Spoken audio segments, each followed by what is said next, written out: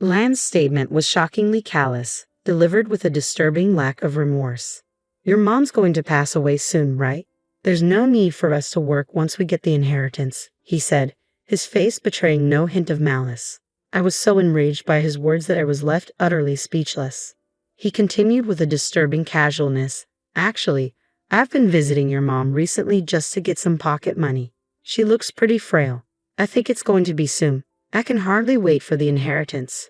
As he spoke, a smug smile spread across his face, almost as if he were about to hum a tune while fiddling with his smartphone. In that moment, it became painfully clear that Liam was a demon in disguise, his pretended goodness overshadowed by his greed. The realization that he had even sold the violin my mother cherished turned my disappointment into despair. I am Lucy, a 37-year-old housewife who married Leah last year. We lived together without children. I met Liam at work when he joined as a temp. His aloof and unmotivated demeanor troubled those in charge of training, so I was assigned to him. When I asked why he hadn't taken his training seriously, Liam responded, "Well, the trainer was an older man. If a beautiful lady like you had been teaching me from the start, maybe I would have tried harder." He said this with a grin, staring at me, and his unexpected charm stirred something within me. Despite being in his 30s, Liam had a charisma that triggered a maternal instinct, not just in me but even in older female supervisors. Seeing him get close to other female staff sparked jealousy in me.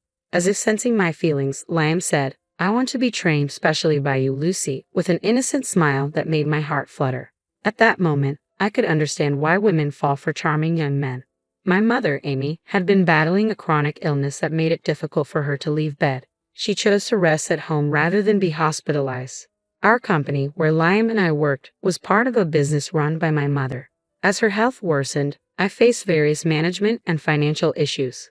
Considering my mother's needs, I decided to take a temporary break from work. During this time, just as I was preparing for a breakup with Liam, he unexpectedly proposed a relationship. "I want to be with you forever," he said, and thus our romance began. After dating and considering marriage, I introduced Liam to my mother.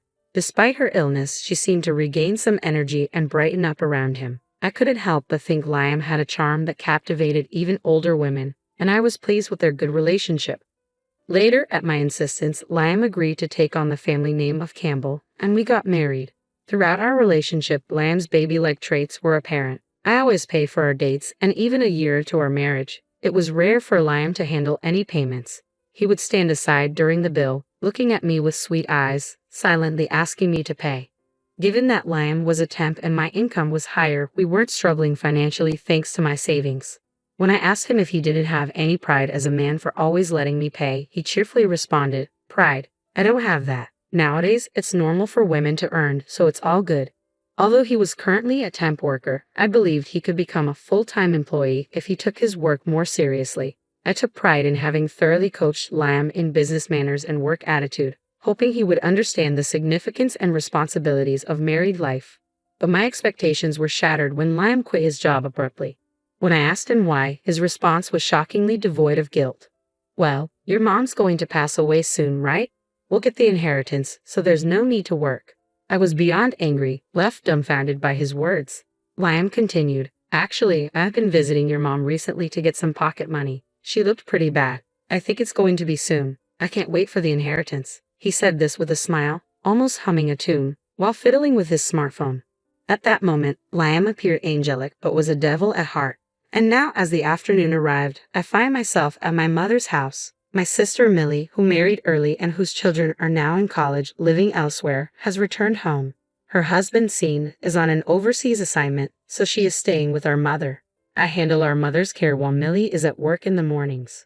The other day, Liam came by for a visit. Millie mentioned that he claimed he was just stopping by, but he ended up taking some pocket money from Mom and left. I was disappointed to hear this. Liam has been visiting our mother frequently in my absence and seems to be receiving money from her. When I introduced Liam to my mother before we married, he must have noticed her considerable fortune. It seems he quit his job, relying on the inheritance he expects from her. He's like a greedy hyena. The house where my mother lives sits on a hilltop, distinguished by its grand gate, a legacy from my late father, who was also quite wealthy. After my father's death, my mother took over his businesses and further increased their wealth. Her businesses alone are now worth around $7 million. Liam's interest in the house, particularly in the violin displayed in a showcase in my mother's room, is troubling. The violin is a memento from my father, who was a musician. Despite the wealth we have, my mother always said that the violin is her most treasured possession. Liam, with his sharp eye for money, naturally took an interest in it. I told Millie that if Liam comes by again, she shouldn't give him any more money, but I worry that Mom might still give in. It's a troubling situation. It's been just over a year since I married Liam, and I'm starting to think seriously about our future. Seeing my distress, Millie tried to comfort me, saying, "There are men who depend on wealthy women. Maybe Liam is one of them. Don't worry, even if you decide to divorce, you'll be okay." "I'll support you, Lucy," Millie said, her words a source of encouragement. Maybe Liam would change, or maybe divorce was an option I could consider. That day, however, brought an unexpected turn in my mother's condition. After breakfast, she suddenly began to suffer. Thankfully, both Millie and I were at her house that morning and noticed immediately when she fell into a coma. The doctor arrived quickly and told us to prepare for the worst. Millie and I held back our tears and stayed strong.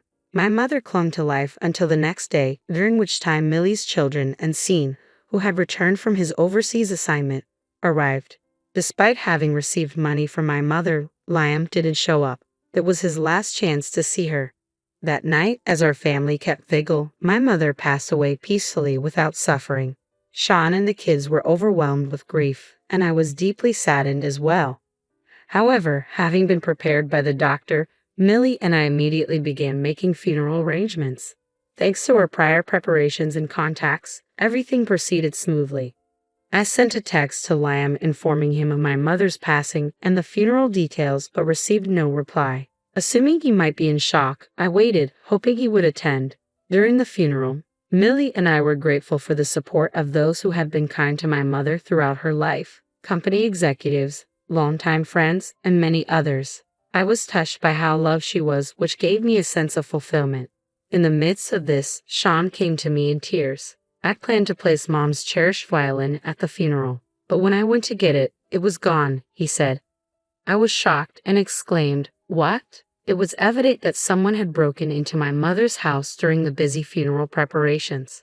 I recalled that Liam had shown a particular interest in the violin. I quickly contacted Liam, who had yet to show up at the funeral. Surprisingly, he answered on the second call. "Liam, how are you? I heard you were coming to the funeral. Where are you?" I asked urgently. He laughed on the other end of the line. "All these sudden questions are funny. Your mother passed away, right? It took longer than I expected." I was getting tired of waiting. I wanted to yell at him for his insensitivity, but managed to restrain myself and urged him to come to the funeral. His reply was staggering. "I'm in the middle of a transaction. A collector wants to buy your mother's violin. I'm finalizing the sale now." I was overwhelmed with disbelief.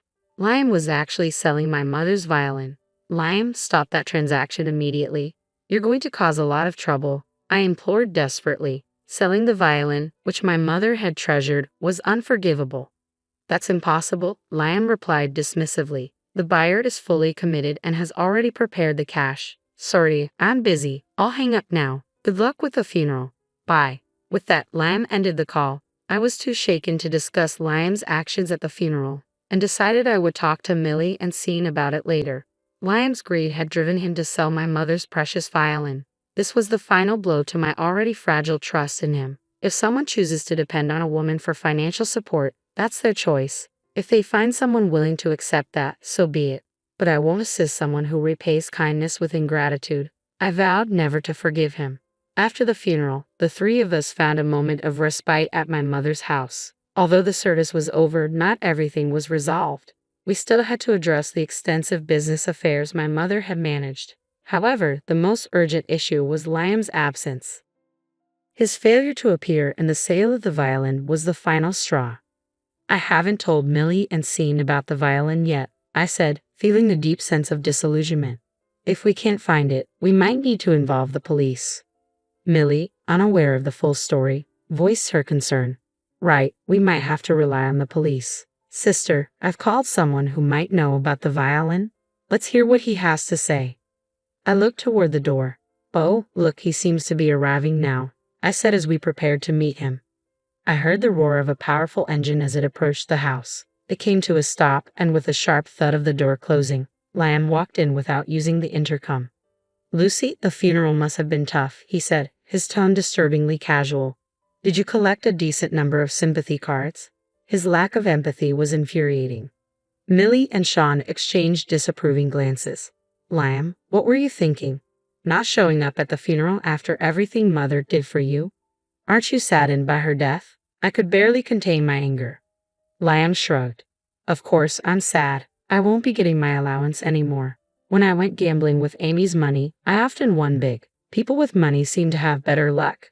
His words seemed designed to provoke us further. Then he brought up the violin. "I guess you don't get the inheritance right away. I made a little miscalculation. I couldn't wait for the inheritance procedures, so I had an acquaintance sell the violin from Amy's room." Millie looked stunned. "You sold it? That violin?" Sean's expression mirrored her surprise. Liam, with a hint of pride, added, "It sold for $200,000. I bought a new car with that money." Millie's face turned red as she burst into laughter, and Sean soon joined in. Liam looked confused and annoyed. "Did it really sell for $200,000? Millie managed between laughs. "Yes, it did," Liam said, trying to hold on to his composure. I maintained my calm demeanor and said, "I feel really sorry for you, Liam." His face reddened with anger, a rare sight that oddly cheered me up. "Is that the sound of your new car arriving?" I asked half-jokingly. Liam, slightly irked, began to boast about his new purchase. Yes, it was a challenge climbing the steep hill to this house, but the new car made it easy. Seeing Liam's prideful demeanor, Millie shifted the topic. "Liam, this could be problematic. You shouldn't have sold that violin. It might be a crime." Liam's face showed a flicker of shock. "What do you mean?" Millie explained. "That violin was a copy. The craftsmanship was so elaborate that it might have looked like the real thing, but anyone knowledgeable about violins would recognize it immediately. My father, who aspired to be a musician but couldn't afford a genuine violin, bought this replica. He cherished it deeply and even used it to propose to my mother. That's why she held on to it so dearly." The realization hit Liam hard, and his expression turned grim. I wondered how Liam had managed to sell the violin. It was likely through some shady, unreliable dealer, but it came with a certificate claiming it had once belonged to a wealthy individual, which might have attracted an eager buyer right away.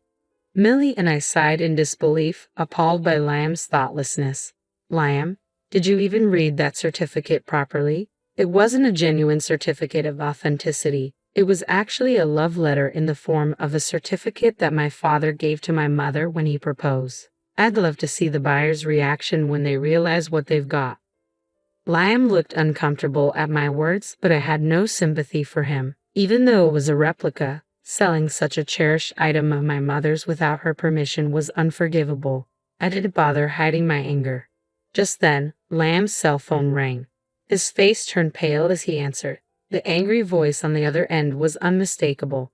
"What the hell did you do? I'm getting complaints from the buyer. It's obviously a fake. You can tell just by looking at it. Return the $200,000 immediately, or I'll report you to the police." The threat was exactly what I had anticipated. The caller was likely the dealer who helped with the sale. It was clear that neither the dealer nor the buyer had properly verified the item before proceeding. If the violin had been a genuine copy, anyone knowledgeable about violins should have been able to spot it. Despite the sentimental value my mother placed on it, the violin wasn't actually worth $200,000. The fact that a poorly written certificate didn't excuse the failure to recognize it as a copy was troubling. Liam continued to make excuses to the dealer, but it was clear his only options were to return the money or face legal consequences. Reluctantly, he would have to give up his newly purchased car. After ending the call, Liam looked utterly defeated. Seeing his downfall, Millie and Sean exchanged glances, their expressions almost reflecting a sense of vindication. I chuckled despite the situation, thinking that as long as my mother's precious violin was returned, that was all that mattered. However, it was clear that those who commit wrongs eventually face the consequences. At that moment, Sean, who had been silent until now, spoke up. "Liam, even if you have to give up the car, where is it? Didn't you drive it here?" Prompted by Sean's question, I looked outside. Liam's car, which should have been parked in front of the house, was nowhere to be seen. That can't be, Liam stammered. I locked it and had the keys. Realization seemed to hit him, and he dashed out of the house barefoot. But the car was gone. It appeared to have rolled down the hill and crashed into the fence of a nearby house. How careless can you be? Did you forget to set the handbrake? I sighed as I watched Liam run off in a panic. The front of the car was badly damaged, making it unlikely he'd be able to sell it now. Repair costs would likely be substantial. That house your car hit belongs to the local gang leader who's lived here for years, I muttered to myself. You're really in trouble now. Despite Liam's actions as a family, we felt the need to make amends for what he had done. The gang leader, who had been a close friend of my mother and even attended her funeral, was a gentleman. He offered his condolences for my mother's death and noticed my husband hadn't been present at the funeral. Given that this recent commotion was entirely Liam's fault, it was decided that he alone should bear the responsibility. On my way back, I saw the damage to the beautiful brick wall of the house that the car had hit. It was disheartening to see it broken. When I got home, Liam started talking about the inheritance again.